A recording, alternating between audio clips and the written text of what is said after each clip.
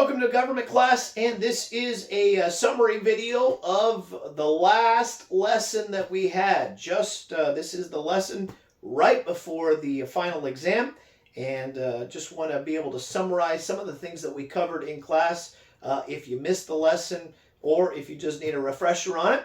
And of course, we started by talking about different state executive officers. And we mentioned in the week before that the office of the governor is the oldest executive office in American politics. We mentioned that the governor is the chief executive of the state.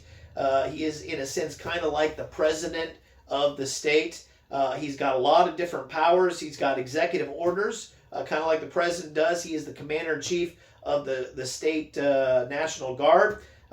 He also draws up budgets and deals with things like that. He also has a line item veto, which is different than the president has.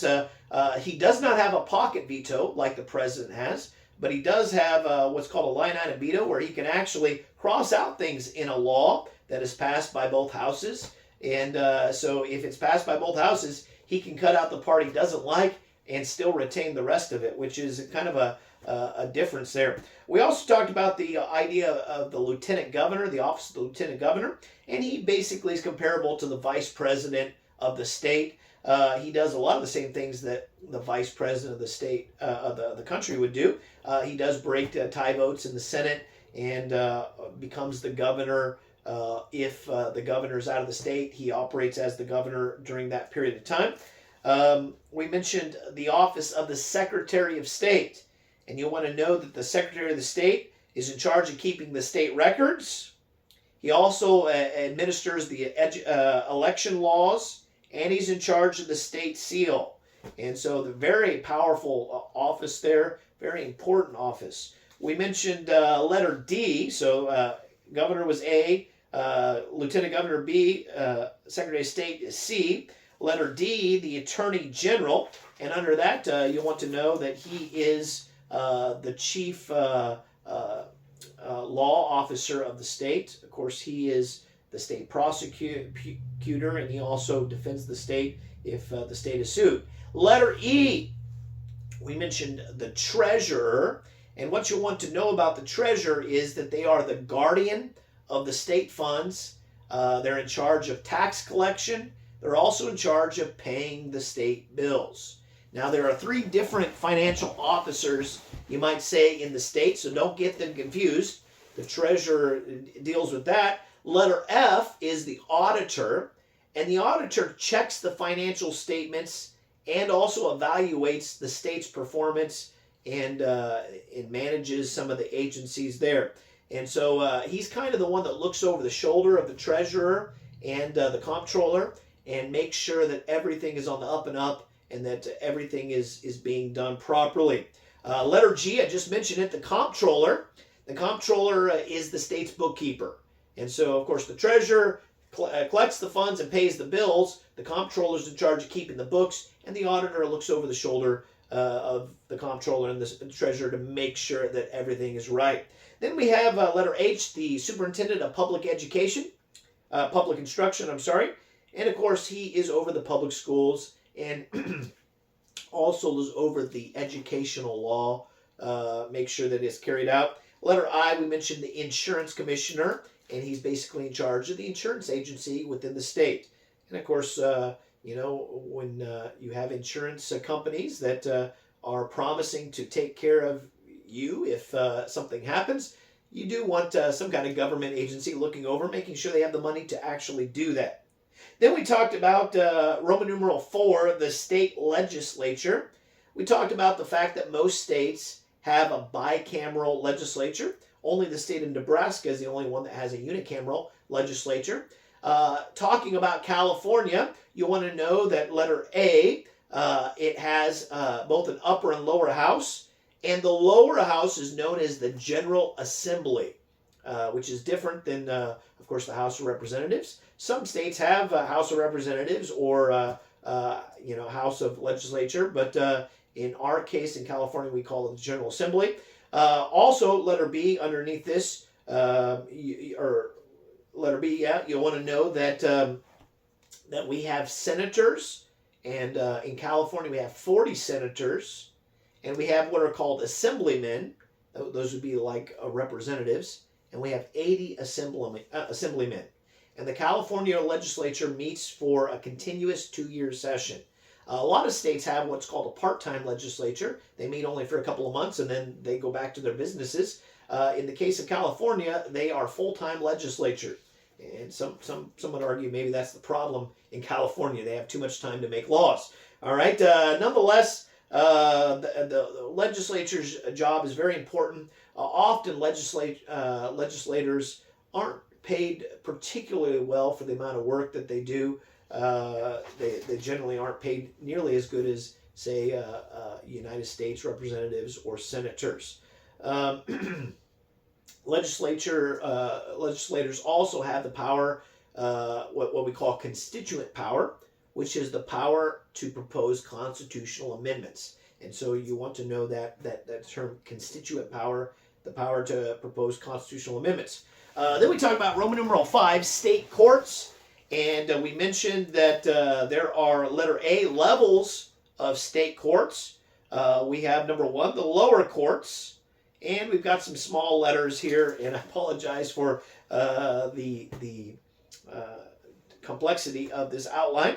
But little letter A, we have the justice of the peace, and that is the lowest level in the state court system. Justice of the peace usually have maybe no legal training. Sometimes courts done right in their living room. They would handle things like marrying people. You could pay your traffic fines with them. They could serve as a public notary. They could also issue search warrants. Then you have magistrate courts, little letter B, and they usually have an elected judge, a magistrate. He hears minor cases, might receive a small salary, but not very big. Then you have little letter C, municipal courts, and that usually has a trained judge. This would be stuff like traffic court, probate court, small claims court, things like that. And then little letter D, special small claims court, and that is where you have a judge and no lawyers, and people just talk to the judge directly. Usually there's a limit of $10,000. In California, the limit is $7,500 that you can try to retrieve from small claims court. Number 2, there are general trial courts. And what you need to know about general trial courts are they are the courts of record. Those are the courts where you have lawyers, you have juries, you have a clerk that keeps a transcript, and so they are courts of record. Number 3, you have appellate courts, and of course these are the ones that hear the appeals from the different lower courts that we just mentioned. And then finally, number 4, you have the state Supreme Court, which is the highest court in the state. It's usually made up of 5 to 7 justices, operates much like the U.S. Supreme Court. And by the way, the only court after the state Supreme Court that you could appeal to would be the U.S. Supreme Court. And so state Supreme Court is the court of last resort within the state. We mentioned Roman numeral 6, the local governments. And letter A, we talked about county governments. And you want to know about county governments that they are the largest unit of local government. And usually they're called counties, although we mentioned that in Alaska they're called boroughs. In Louisiana they're called parishes, but it operates the same way. Counties are different sizes. San Bernardino County is 20,000 square miles, and New York County is 23 square miles. Some counties have millions of people in it. Some counties have thousands of people in it, all right? And so it really has no shape or size. It really just depends. County government basically is in charge of preserving the peace, maintaining the jails, the school system, public works. They issue fishing licenses, hunting licenses, a lot of local things. The city in which the county is located is called the county seat.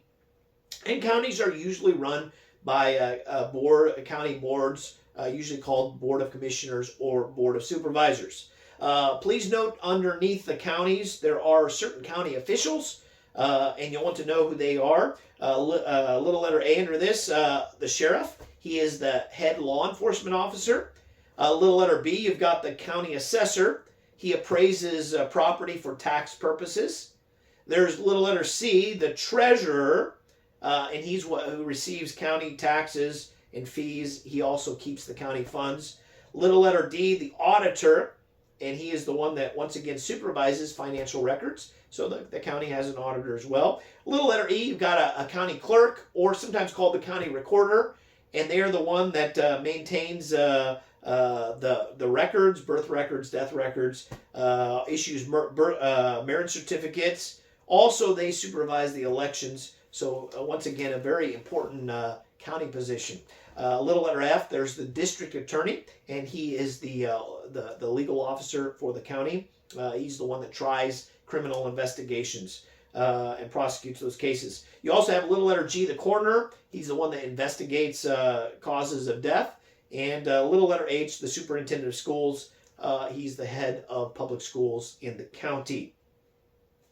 Then we mentioned very quickly Roman numeral 7, and this is the financing of state and local governments. And basically we mentioned different types of taxes. What you need to know is that state tax is the primary source of revenue for states. I'm sorry, I said state tax. Sales tax is the primary source of revenue for states. And you think about it, the S and the S, sales tax, states. And then there's property tax, which is the chief source of income for local governments. And of course, in California, we have something very, very special called Prop 13, and that limits the amount of that they can increase property tax. And if there's ever a vote to try to undo Prop 13, you don't want to vote to undo Prop 13. That saves us from extreme property taxes. Then we covered in second hour, we covered a new topic called American federalism. And we mentioned, of course, we talked a lot about federalism. We talked about Roman numeral 1, the system of division of power. And underneath this letter A, B, and C, we talked about the unitary system. And we've already kind of mentioned this, but it's a system which the central government controls all the power. Little letter B, or big letter B, we talked about a confederacy. And that was what we first had in the United States of America, where the states and the local unit of power had all the power, and basically the national government had very little power. And then we have big letter C, the federal government, which is what the founding fathers finally decided upon, a federal government. And that is a division of power between the national government and the state governments. And Roman numeral 2, we talked about the Constitution and federalism. Letter A, we talked about reasons the founders chose a federal government. And we gave several reasons. First of all, number 1, they believed in the fallen nature of man.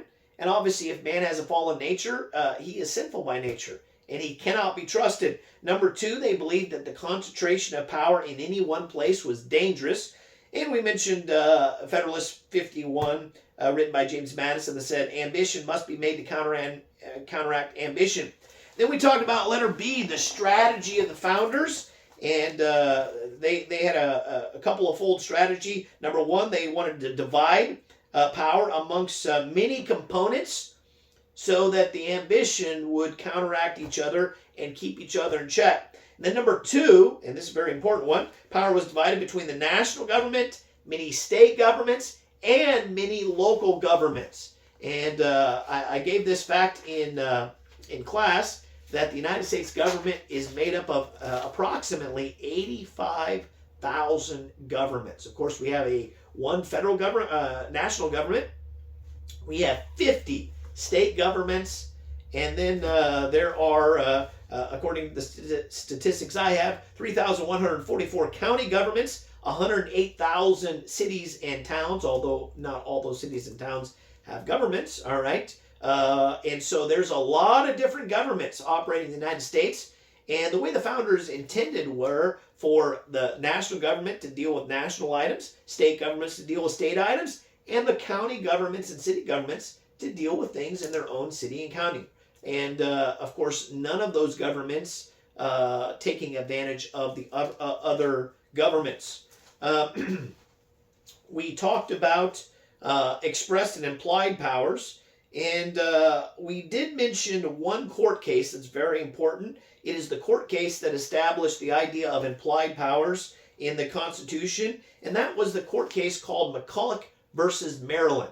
And basically, in short, the state of Maryland attempted to tax the United States Bank that was located in Maryland. They tried to tax it. And James McCulloch, who was the bank clerk, refused to pay the tax. It went all the way to the Supreme Court. And the Supreme Court, under John Marshall, put out a decision that said that the state of Maryland could not tax the Bank of the United States. And basically, that famous quote, "The power to tax is the power to destroy," and that kind of gave the implied powers there. That obviously, if the federal government had the right to coin money and to have banks, all right, then also they could not be taxed by the state government. All right. We mentioned a little bit about the 10th Amendment. Of course, that's a very important amendment that prohibits the national government from taking power that belongs to the state and the people. If it's not put out in the Constitution, the national government's not supposed to be involved in it. We mentioned different obligations that states have to each other.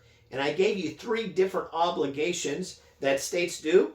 I'm trying not to get this fly to fly in my mouth here. Number 1, full faith and credit. And that is that every state should honor the civil laws and court decisions of other states. Obviously, if you have a driver's license, in one state, you should have in other states. Obviously, birth certificates should transfer and so forth. By the way, this is why it's important that we make sure that everything is moral in the laws that we pass. Because, for instance, in California, when we passed homosexual marriage, that means that now anybody who is married in California, those homosexual marriages also can extend to other states, because they should, by full faith and credit, accept the marriage certificates of the state of California. Number 2, privileges and immunities. And this is the idea that special rights and protections guaranteed to the citizens of one state should also transfer over to citizens of other states. And, basically the idea that if I went to another state, I couldn't be discriminated on just because I'm not from their state. Now, there are certain exceptions. For instance, one state can charge an extra fee for being an out-of-town, like hunting license or fishing license. Also, an out-of-town student in public universities is sometimes charged more money for tuition. All right, but for the most part, all the privileges and immunities offered by one state are offered in other states. Number 3, and this is an important one, this is the extradition. And that is the idea that one state should surrender an accused or convicted felon to the state from which he fled. And sometimes states don't do that. For instance, the state of New York for a while was refusing the extradition of a certain death penalty case because they knew that the state of Oklahoma had the death penalty, and the governor of the state of New York at the time did not believe in the death penalty. He was kicked out of office by the voters. The next governor extradited him right away, and the man was given the death penalty. And so we see that extradition, very important thing. Finally, we talked about, and I mentioned in class, you'll want to know specifically details about this very next topic, Roman numeral 3, the history of federalism and the rise of central power. And we talked about the fact that federalism has gone through different phases in the course of our history. From 1787 to 1913, from the time, you might say, of our founders until the Progressive Era, we had what was called dual federalism. And dual federalism basically said that federal government, or the national government, and the state government operated independently of each other. They had an independent exercise of power. They could cooperate with each other, but they were never to combine their powers. During this time, of course, we had a lot of talk about states' rights and the power of state government. In fact, early in our country, many states had the belief on what was called the doctrine of nullification, which basically meant that if a state government thought that a federal law was either unconstitutional or didn't apply to them, they could simply nullify it or say, we're not going to follow it. Of course, we fought a big war that eliminated any thought of that idea, and of course that was the Civil War. In the Civil War, although it was about slavery, the main issue in the Civil War was really states' rights. Some of the states thought they could secede from the Union. They thought they could nullify federal law, and the Civil War really answered that question. The second area of federalism was known as cooperative federalism, and this took place between 1913 and 1964. Of course, 1964 is when civil rights started on the rise, and during this time, the national government, of course, we passed the 16th Amendment in 1913, and that allowed the national government to tax directly citizens of the country. Before that, of course, the national government got its money by taxing state governments, and the state got its money from taxing the people. When they passed the 16th Amendment, this allowed the federal government to go directly to the taxpayer and really just go right around the state governments. And that, of course, we saw caused the state governments to lose a lot of power. With that, the federal government all of a sudden began to get a lot of money. And they started using that money, and they would give things to, they would start using that money to provide the states with certain things. Of course, during that time, we had the Great Depression, we had World War II, and the federal government started, national government started giving out what's called grants to states. They would say things like, do you want the highway to go through your state? Well, we'll give you some money so you can build the highway. Do you want funding for schools? Well, we'll give you some money so that you can have a good public education. And it was known as cooperative federalism. During that time, the federal government would give the state governments money for certain projects. And they would say, well, you know, if you have this money, you also kind of need to spend the money for this purpose. All right, so if we give you the money, you have to spend it for this purpose. Very cooperatively. From 1964 to present, we have, letter C, what was called coercive federalism. And really today what happens is, because the state governments operate on national money, the national government starts mandating certain things. And a lot of times the mandates are really more than the benefits to getting these government grants. Today, states are kind of, you might say, drunk on federal money, and they don't know how to operate schools without federal funding. They don't know how to operate their states without federal funding. And the national government now says, well, if we're going to give you money, you have to do these certain things. And in some cases, they actually say, we are going to tell you exactly how you're going to spend your state budget. And so we've seen that the national government has really superseded the state governments and taken away a lot of power. Today, unfortunately, Congress and the Supreme Court has really almost worked together to really take away state power. And they've done it in many different ways. The Supreme Court has more recently used the Due Process Clause to basically state that the state governments are under the Bill of Rights, just like the national government is. Of course, we know the Bill of Rights was put into place to limit the national government, not the state governments. But with that rendering in 1925, that states are under the Bill of Rights, basically it gave the federal government the power to basically control the states and say, well, we've got to protect now, the life, liberty, and so forth of the people, and we have the right to limit state government. The court also began issuing court orders telling the states what they must do. For instance, in Brown versus Board of Education, the Supreme Court stated that that the states had to desegregate their schools. Now, of course, I'm not for having black schools and white schools and that sort of thing, but the idea that the court could tell a state what to do. That really is kind of the questionable thing there. Nowadays, the courts tell the states how they have to administer their prisons, how they have to administer their public education, and these were all things that are not found in the Constitution, and they were meant to be under state power. Today, we see that Congress has passed many laws called preemptions, which really override state laws, and of course, Congress gives federal grants to states, which gets them kind of hooked on federal money, and really basically gets the states in a position where they have to listen to the federal government. At the end of class, we talked about what's the answer. We don't want to be negative in American government class, all right? The truth is although there's a lot of bad things that are going on in government today, there are things that we can do.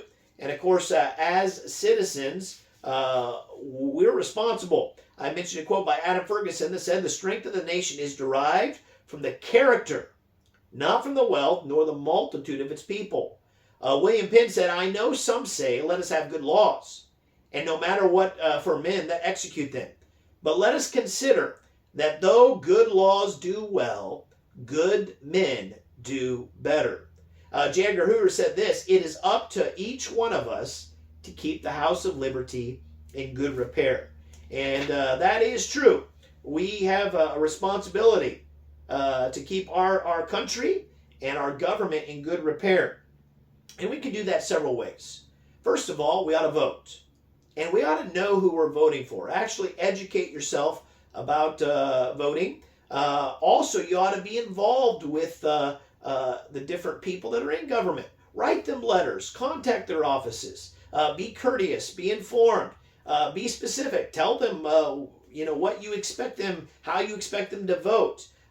Be involved. In some cases, maybe God would use you as a Christian leader, maybe to run for office, maybe to help somebody who is good get into office. Obviously, all of us have a responsibility to be good citizens. And so hopefully this year you've learned a lot in American government class, and I'm so grateful to be the teacher. I feel like we've had a little family, and I sure have been blessed this semester. Praying for you to do well on your final exam, which we'll take on December 14th, on Thursday. I'll see you then.